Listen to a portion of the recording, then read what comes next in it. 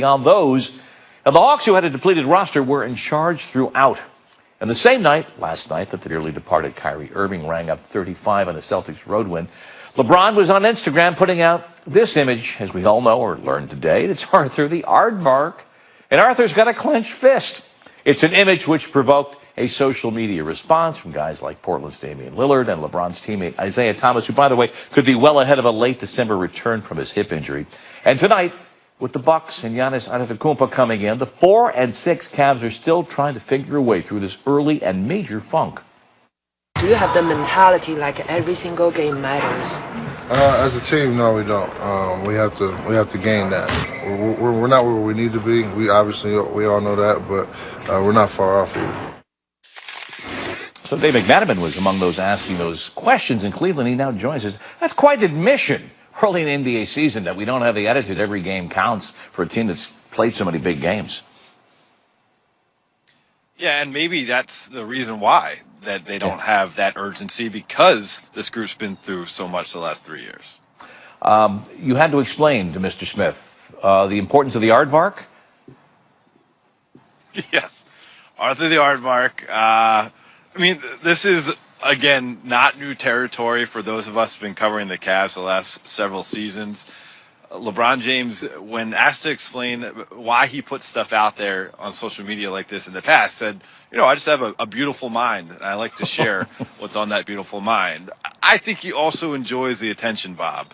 And when the league is going to be, at some point, handed it over to the likes of Giannis Antetokounmpo, and everybody wants to celebrate the Golden State Warriors perhaps being the greatest collection of talent we've ever seen in the NBA, LeBron James still makes everybody stop what they're doing when he jumps onto his phone and goes onto Twitter or Instagram and puts something out there for all of us to decipher. Exactly. He was not at shoot-around today for that personal commitment.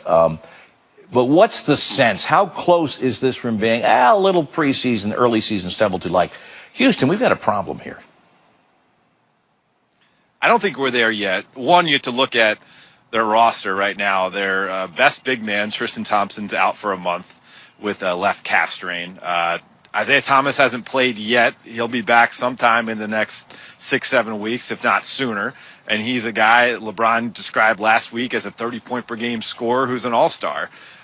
If they had everybody healthy and in the lineup and they were still playing this way, absolutely you would sound the alarm. But based on what they actually have and then the other knick-knack injuries that plagued the roster, including LeBron, who missed pretty much all of training camp with a sprained left ankle, we have to reserve judgment because remember last year, Bob, the Cavs went 24-23 over the final 47 games of the regular season, started off the playoffs 10-0. Yeah, so things have a way of turning on a dime. Davis, appreciate it as always. Thanks so much. And now, the man who is lighting it up in New York City. Alley-oop to Porzingis, and he throws it down. Puts up a three, puts it in. 15 straight points for Porzingis. Does he do anything that surprises you? Not anymore. Porzingis for the slam. He's fouled. Shot's good and one. Drives blocked by Porzingis. His 5th possession of the game.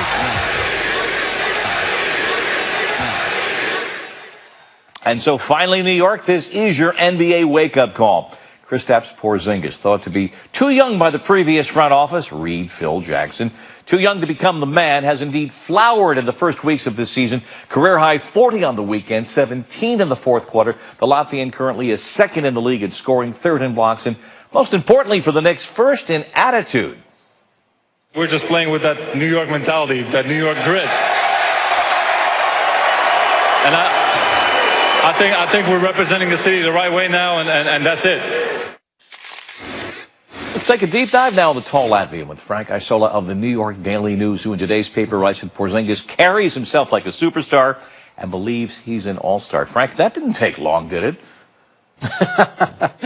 Well, Bob, he's been thinking about that for over a year now, that he's a superstar and that he belongs in the All-Star game. And I think now with the opportunity, with Carmelo not being there, and also remember in the Eastern Conference, no Carmelo, no Paul George, Jimmy Butler, and you also had Paul Millsap, 4 guys that made the All-Star team, all moved out west. So there's plenty of spots available for Kristaps Porzingis. And we think back to, I believe it was the April press conference with Phil Jackson, and when he was 21, too young to be the go-to guy, too young to be the man.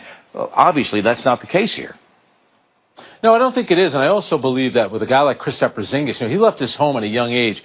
He was about 15, 16 years old, moved to Spain to play professionally there. So he grew up pretty quickly. Plus, in his family, both of his brothers played basketball professionally. So he's been around that environment all his life. And when you leave home in Latvia, you move to Spain, you're going to grow up quickly. He speaks a lot of different languages. So coming to New York, I always used to laugh. People thought they were getting this real naive young kid that he was going to, somehow sound like Borat coming to New York. There couldn't be anything further than the truth. He's a very smart kid. He's very aware of his surroundings, and he wants it. He wants to be great. He wants to be a superstar, and he's willing to do the things that will make him a superstar. And he talks about it openly. He has firm, concrete goals that he has stated. All-star, most improved player, all of these things he has laid out this year. Yeah, I touched on it today a little bit when I wrote about it. He wanted Carmelo Anthony on the team. He would have been fine if Carmelo were here, but I think once Carmelo did get traded, I think that Kristaps Porzingis was really excited about the idea. Now he's going to be the focal point of the team, and he gets it. In New York, and Patrick Ewing went through it, Carmelo certainly went through it. You can get all the glory when the team is winning, but when the team is struggling, it's going to come on you, and he was willing to put that responsibility on himself. Now, it's still early in the season. It's only 9 games in, but they do have a winning record. But he enjoys everything about New York, being single, having a lot of money, being the star player on the team. What's not to playing like? For the Knicks. Exactly. He loves all of it. All right. So the Knicks, as you say, yes, it's election day. Yes, we know it's early, but they are relevant. And that word has been elusive enough for this team. Beyond irrelevant, how much better can they be, do you think? Well, I think if you look in the Eastern Conference, there's going to be playoff spots available there. And nobody expected the Cleveland Cavaliers to be struggling like this. And the key will be, can Kristaps Porzingis play in 70-plus games? Over the first 2 seasons, he's missed a total of 26 games. So he has to prove that he can be durable. So if you get him for 70-plus games, now you have a chance. I think the key for the Knicks at this point, Bob, play meaningful games in March and hopefully in April as well, because you have a very young core. You still have your first-round pick, so you're going to get a pick this year, another young player to add to the mix. But play important basketball games. So as opposed to tanking, I like the fact that the Knicks are going out there, ever since the 0-3 start, they're going out there and competing. They're playing good basketball. That's going to help the development of the young players like Kristaps and like the young French point guard, Frank Ntilikina. Yeah, there's a buzz and there's youth, and as we said, more than relevance. Read Frank in the New York Daily News. Thanks, appreciate it. The Knicks are back, Bob. Who would have imagined? Maybe.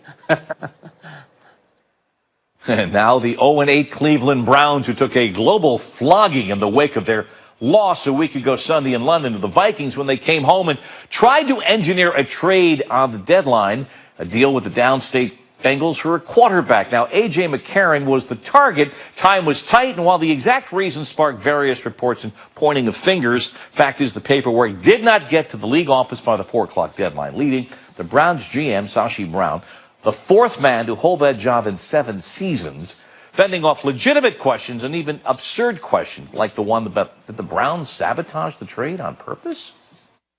When you're in this situation, things are going to get written that way. We're big boys enough. That's wholly untrue. Obviously not going to sugarcoat anything. Last week was a tough week for us from a PR perspective and things that we can get better on. But the groups are working together and working hard. Louis Riddick is here with me. All right, working hard. Still 0-8, and what a mess last week. And so you're trying to make sense if you're working in the front office and explain this and trying to right the ship. Yeah, look, Bob, communication is what it's all about when you're talking about the relationship between coaches and then the front office, because, look, it's always at the extremes where it's the most important. And now they're at an extreme point, right? They're at the bottom right now. And right now, job security is up in the air. Not winning a football game just brings on a whole bunch of stress, and you're trying to improve the football team here. And when you have a situation like this where basic communication obviously broke down somewhere, somehow between the coaching staff and the front office, and then the front office and the league office, it's one of these situations where now you're inviting criticism, and deservedly so. And this is the kind of thing that costs people jobs. You cannot not know how to carry out a trade quickly and efficiently, as simple as sending in an email to the league office, which doesn't even involve the other team. Just know the trade parameters. When you fail in that manner, look, forget about the rest of the stuff. Forget about the football scouting ability here. When you're just talking about rudimentary communication skills with the league office, This is something that Cleveland Brown fans, they deserve much better. Much better. Yeah, I had a longtime journalist, Mary Kay Cabot of the Plain Dealer, tell me last week, who's covered the Browns. It's not even in the top 5 of Browns moments. So it's a window on the way. Good. All right, let's talk about Jameis Winston. The Bucs tried to get him to play through injury, and basically now having lost 5 in a row, it's almost white flag time. Yeah, it is. In some ways, you probably want to look out for the kid's long-term health as far as, his throwing shoulder being protected here. He is the franchise. This is a guy who really, Dirk Cutter got the job because they thought he was the best person to bring him along and keep him on the right developmental arc here. So shutting him down is not a bad thing on the surface here. I think there's a little bit more. If they're winning, they don't, though. That's true, too. But, that's really, those are kind of decisions that are made all the time. Look, in the name of winning, people make sacrifices. You'll put people at risk. When it's not really, when it doesn't behoove you to kind of continue to subject the guy to maybe further injury or the risk of further injury, it makes sense to go ahead and shut him down. The thing that I'm concerned, though, about Jameis and about this football team kind of goes far beyond his injury. I think there's something wrong with the chemistry of this football team. There's something wrong with maybe the character makeup of this football team. And I like the GM down there. Jason Light is a friend of mine. He's a guy who I respect. And the people who work under him, I know a bunch of them, too. I just think that there's some other issues going on here, and I wouldn't be surprised, and I don't want to start a big brouhaha over this, but I wouldn't be surprised if Jameis is being sat down for more reasons than just because of his shoulder, than because maybe there's just some other ways where he needs to kind of take a step back and maybe watch the game a little bit, just not point his finger at anybody or poke anybody and try to start fights. But where they really need to just set him down and let him relax a little bit. 40 consecutive starts coming in, but now out certainly with the injury. All right, we'll see you got on NFL Live, Lou. It's always great to see you. All right, next up. How united are NFL players on their protest goals, and how resilient are the new NBA Nike